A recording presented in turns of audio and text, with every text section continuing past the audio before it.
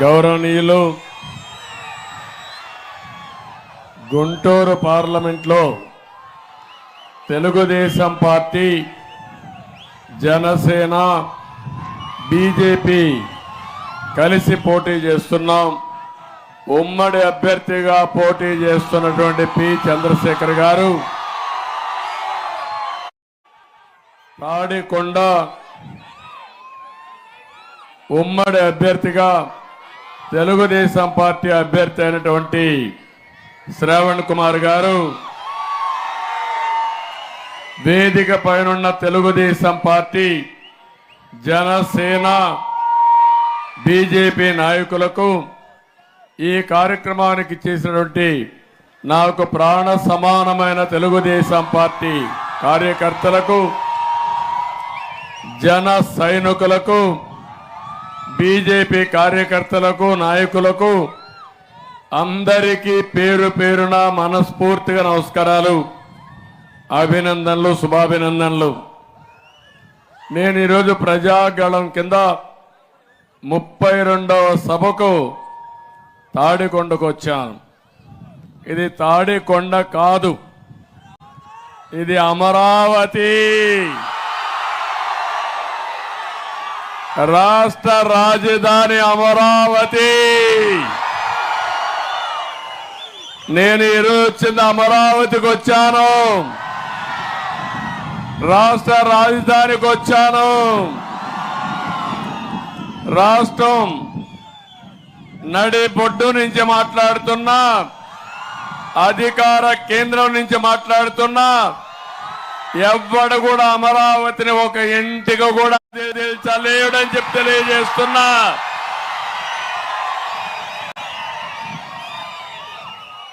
ఒకే విషయం గుర్తుపెట్టుకోండి, నడిబొడ్డు నుంచి మాట్లాడుతున్నా, అధికార కేంద్రం నుంచి మాట్లాడుతున్నా. ఎవ్వడు కూడా అమరావతిని ఒక ఇంటికి కూడా కదిల్చలేడని చెప్పి తెలియజేస్తున్నా.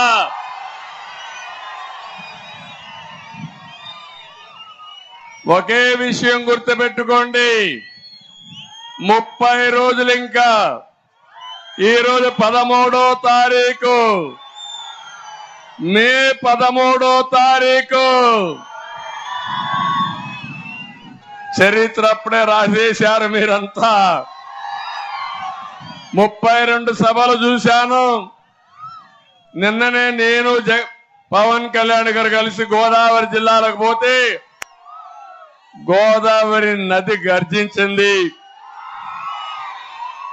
ప్రజల యొక్క అభిమానం చూశాం. ఒక్క సీటు కూడా వీళ్ళకి బోణి అయ్యే పరిస్థితి లేదంటే అది ఈరోజు వైఎస్ఆర్ కాంగ్రెస్ పార్టీ పరిస్థితి. నేను ఈరోజు తెలుగువాడు గర్వపడే విధంగా దీన్ని తయారు చేయాలని ఆ రోజు నిర్మాణానికి శ్రీకారం చుట్టాం. ప్రపంచంలో ఎక్కడా జరగలేదు. 29,000 మంది రైతులు, 35,000 ఎకరాలు. కొత్త కాన్సెప్ట్ ల్యాండ్ పూలింగ్. ఎక్కడా జరిగిన విధంగా రైతాంగం ముందుకు వచ్చారు. మీరు మా భూముల్లో అమరావతి కట్టండి, కొన్ని రోజులు మాకు సంవత్సరానికి ఇంత డబ్బులు ఇవ్వండి, తర్వాత 10 ఏళ్ల తర్వాత మా భూములు అమ్ముకుంటాం, రాష్ట్రానికి రాజధాని వస్తుంది, మేము కూడా బాగుపడతామని స్వచ్ఛందంగా ముందుకు వచ్చినటువంటి రైతాంగానికి మరొక్కసారి శిరస్సు వంచి నా నమస్కారాలు తెలియజేసుకుంటున్నాను. ప్రపంచమంతా పొగిడారు, ఎక్కడా జరిగిందని చెప్పారు.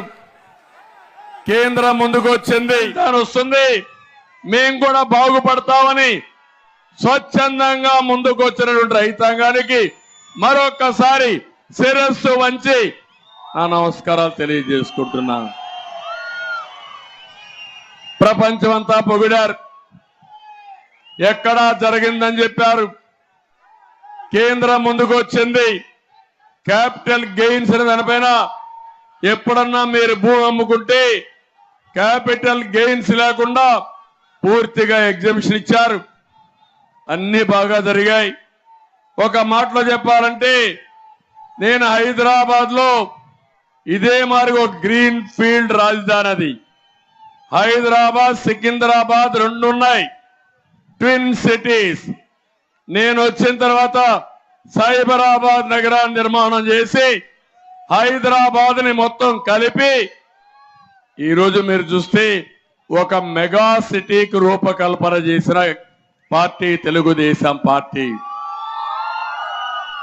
ఆ అనుభవంతో ఆలోచించాను, ఇక్కడ గాని రాజధాని కడితే విజయవాడ, గుంటూరు ఈ రెండు సిటీల మధ్యలో ఉండే గ్రామాలన్నీ కలిసిపోతే ఒక ఆదర్శమైన రాజధాని, ప్రపంచంలోనే గుర్తింపు వచ్చేడుగా, తెలుగువాడు కారులు లేపుకొని తిరిగేడుగా చేయాలనేది నా సంకల్పం. రాజధాని కట్టింది నా కోసరం కాదు. హైదరాబాద్ లో ఐటీ కంపెనీలు పెట్టించాను. మా ఇంట్లో వాళ్ళు పనిచేస్తున్నారా అని మిమ్మల్ని అడుగుతున్నా. నేను ఆలోచించింది ప్రజల కోసరం ఆలోచించాను, తెలుగు జాతి కోసరం ఆలోచించాను. ఆ రోజు నేను కట్టినప్పుడు పుట్టని పిల్లలు కూడా ఈరోజు ఉద్యోగాలు చేస్తున్నారు. అది నా ఆలోచన. 25 ఏళ్లకు మునుపు ఆలోచించాను, వ్యవసాయం చేసే రైతు పిల్లలు మళ్ళా వ్యవసాయమే కాకుండా కంప్యూటర్ చేతికి ఇవ్వాలని ముందుకు పోయాను. ఎవరైతే కూలి పని చేసుకునే కూలీ పిల్లలు, తెలివైన పిల్లలు, వీళ్ళంతా ప్రపంచం మొత్తం రాణించాలని ఆలోచించాను. అదే ఐటీ విప్లవం. ఈరోజు మీరు ఒకసారి చూడండి, ఇదే చంద్రశేఖర్ ఇక్కడే పుట్టాడు, పక్కన తెనాలి దగ్గర. వాళ్ళ నాన్న కూడా ఒక టీచరే. కానీ చదువుకున్న తర్వాత అమెరికాకు పోయాడు. అమెరికాకు పోయి ఒక ఐటీ కంపెనీ పెట్టాడు, డబ్బులు సంపాదించాడు. కానీ కన్న తల్లి పైన ప్రేమతో, జన్మభూమి ప్రేమతో, మమకారంతో మళ్ళీ ఈ గుంటూరుకి సేవ చెయ్యాలనే ఆలోచనతో ఇక్కడికి తిరిగి వచ్చి ఈరోజు ఎంపీగా పోటీ చేశాడు.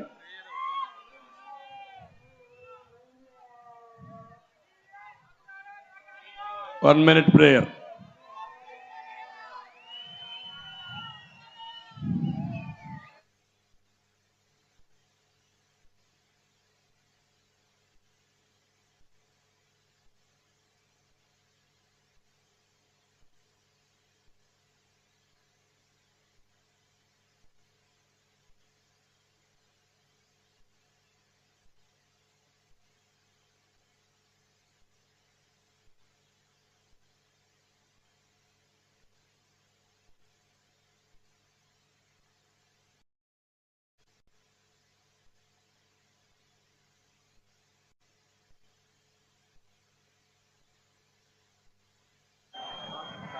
అయిపోయిందా?